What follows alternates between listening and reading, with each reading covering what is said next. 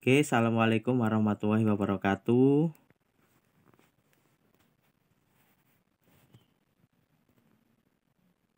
Pada kesempatan pagi hari ini kita akan memulai dengan kegiatan perkuliahan dengan materi perencanaan event. Yang pertama dan utama, tidak lupa kita panjatkan puji dan syukur kehadirat Allah SWT, yang mana pada kesempatan pagi hari ini kita masih diberikan nikmat kesehatan, nikmat umur panjang. Marilah kita ikrarkan dengan mengucapkan tahmid bilisan alhamdulillahirabbil alamin. Yang kedua, sholawat dan salam tidak lupa kita sanjungkan kepada Nabi Muhammad SAW, Nabi yang membawa kita dari zaman kegelapan menuju ke zaman penuh ilmu ini. Semoga kita kelak menjadi umat beliau yang mendapatkan syafaatnya di yaumul kiamah. Amin Allahumma amin. Terima kasih teman-teman, masih bertemu kembali di dalam perkuliahan virtual. Materi hari ini adalah materi perencanaan event. Kalau kemarin kita sudah mempelajari tentang macam-macam event, kemudian ada beberapa contoh-contoh event. Nah, kini kita sudah lebih spesifik ke perencanaan event. Nanti bagaimana di dalam kaitannya dengan suatu hal yang berkenaan dengan event, teman-teman bisa memunculkan sebuah hal yang kemudian nanti akan dilakukan riset, mini riset mengenai perencanaan event. Bagaimana sebuah IU itu merencanakan event sehingga eventnya itu dapat berjalan dengan baik dan lancar. Next, kita lanjut ke materi selanjutnya. Pendahuluan. Event sebagai media ataupun kegiatan komunikasi tentu juga memerlukan sebuah perencanaan, ya jelas, yang akan menjadi pengarah kegiatan agar tercapai dengan baik dan teratur. Jelas bahwa sebuah perencanaan ini menjadi kunci pokok terlaksananya kegiatan supaya dapat tercapai dengan baik.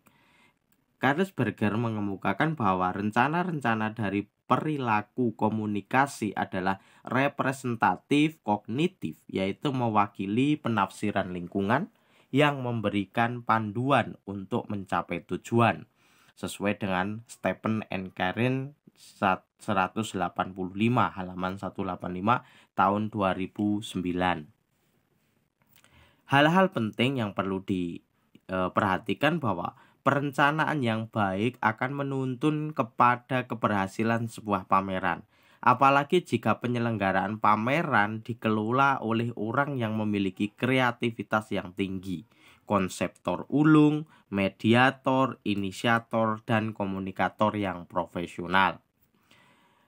Nah, itu sedikit pembukaan, kemudian kita akan lebih spesifik ke perencanaan. Perencanaan sebuah event ialah upaya pemikiran dan perancangan sebuah acara agar dicapai hasil yang efisien dan teratur. Kenapa harus dengan efisien dan teratur? Karena dengan efisiensi ini bisa mengurangi dari segi biaya, kemudian efisiensi waktu, efisiensi tenaga, dan pekerjaan atau event ini dapat berjalan dengan teratur. Artinya tidak semeraut, tidak tumpang tindih, segi penugasan, segi acaranya dapat berjalan dengan baik. Nah, keberhasilan event. Agar event berjalan baik, maka perlu adanya perencanaan yang matang. Dalam merencanakan acara event, ada beberapa pedoman yang harus dilakukan sebagai pedoman penyelenggaraan event yang berlaku untuk semua kegiatan pameran.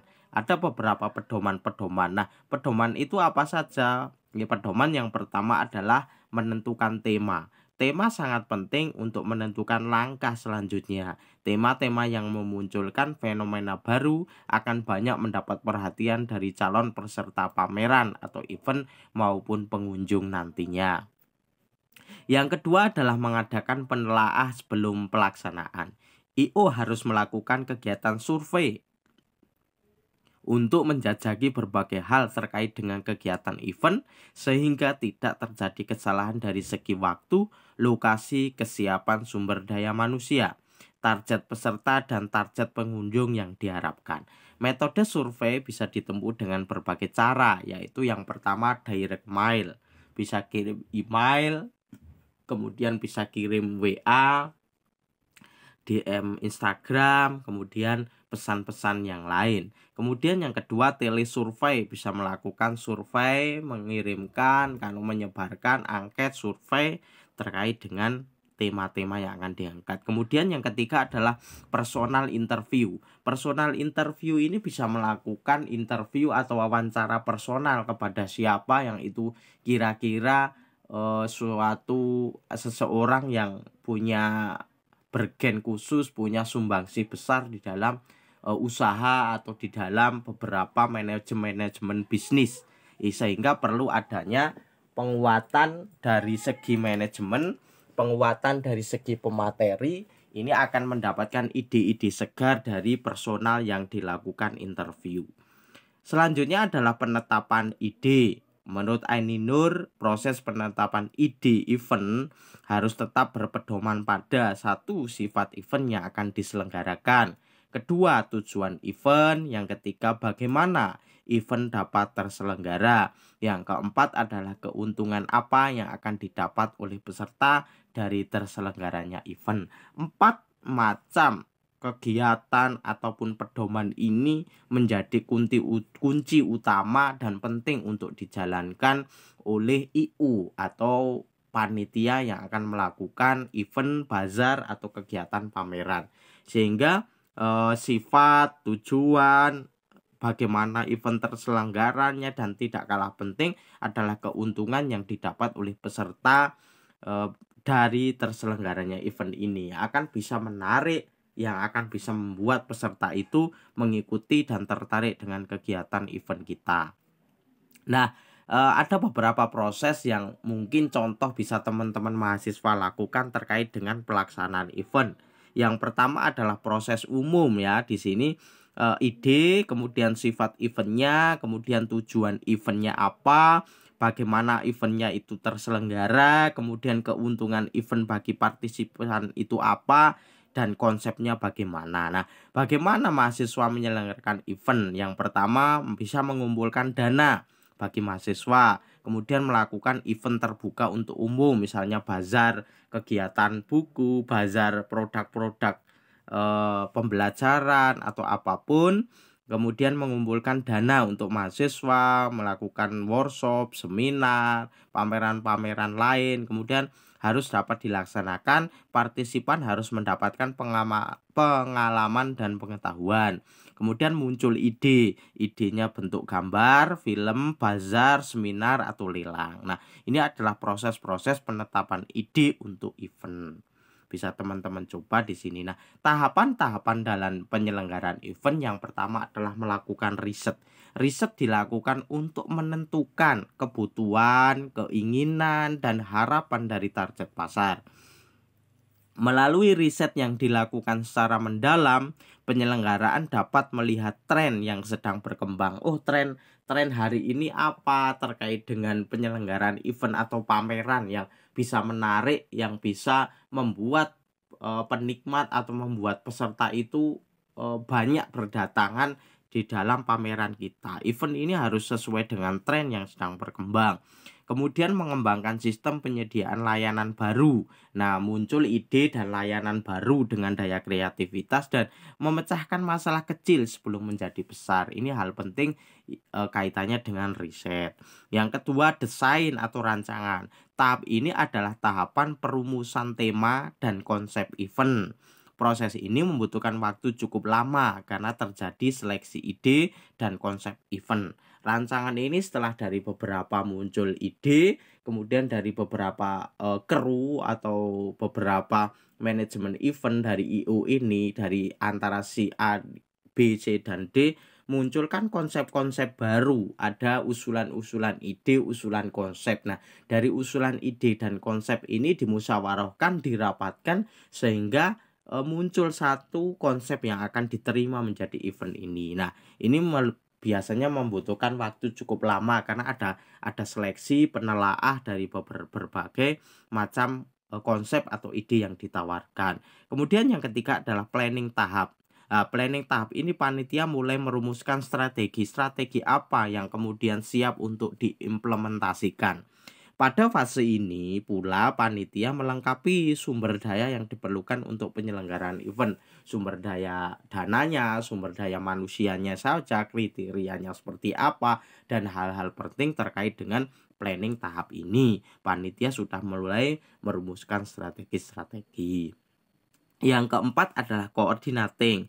Tahap ini penekanan diletakkan pada arus proses, koordinasi peserta dan pemecahan masalah jangka pendek. Panitia mulai mengimplementasikan strategi-strategi yang telah disusun tadi.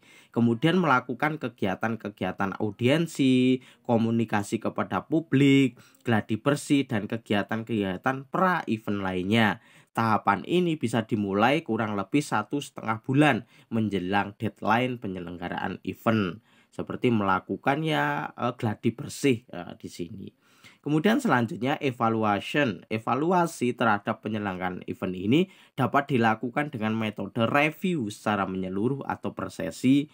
Tolok ukur menilai keberhasilan penyelenggaraan event dengan menggunakan indikator kuantitatif seperti jumlah peserta berapa, undangan yang hadir berapa, transaksi dalam pelaksanaan event itu mencapai target berapa atau tidak, itu ada di evaluasi. Sedangkan hasil dari evaluasi kualitatif dan diumumkan saat penutupan acara. Ternyata di dalam event yang diselenggarakan kurang lebih 1 minggu, kita mendapatkan pengunjung misalnya 1 juta pengunjung dengan penjualan transaksi mencapai 700 juta rupiah. Nah, itu adalah contoh dari bagian-bagian penyelenggaraan event tahapan dalam evaluasi.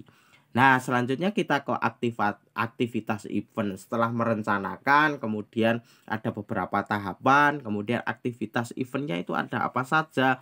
Aktivitas perencanaan event organizer atau EO selain meliputi perkiraan biaya, tanggal pelaksanaan, tempat, perizinan, dan koordinasi transportasi hingga perparkiran.